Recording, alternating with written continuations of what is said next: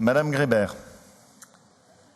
Corinne Morel-Darleux, intervenant l'an dernier sur ce même sujet, 3 jours après la sortie du nouveau rapport du GIEC, vous faisait remarquer qu'il serait temps de réagir à la Attendez, parce qu'il faut qu'il puisse déclencher la pendule. Je ne sais pas pourquoi est-ce que ça n'a pas été fait. De réagir à la fonte du permafrost dans les glaciers du massif du Mont Blanc ou autre assèchement du lac d'Annecy.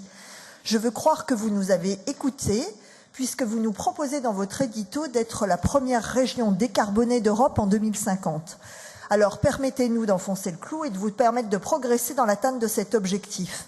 Décarboner, c'est selon la loi éviter, réduire et compenser.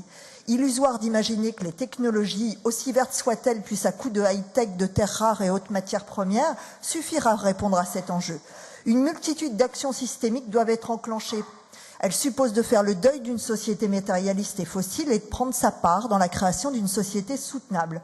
Seulement, voilà, vous détournez cette publication légale en plaquette publicitaire, vous récupérez abusivement les objectifs du millénaire pour un exercice de greenwashing, pour nous montrer que vous développez le numérique sans vous soucier des émissions de gaz à effet de serre de cette activité, que vous développez le tourisme blanc alors que le réchauffement climatique dans les Alpes est 2 fois plus rapide qu'ailleurs, que vous jouez les pompiers pyromanes avec un plan sécheresse pour l'agriculture sans transformer les pratiques agricoles et alimentaires.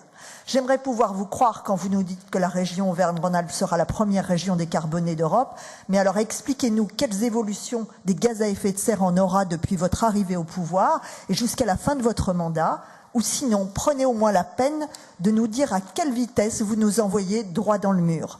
Je ne saurais trop vous inviter à poursuivre vos réflexions pour une région résiliente et soutenable en vous plongeant dans la lecture de cet excellent ouvrage, poétique et sensible, mais aussi réaliste et convaincant, plutôt couler en beauté que flotter sans grâce. Monsieur Vauquier, je vous parle, dans toutes les bonnes librairies. L'auteur est Corinne Morel-Darleux. Plutôt couler en beauté que flotter sans grâce. Merci.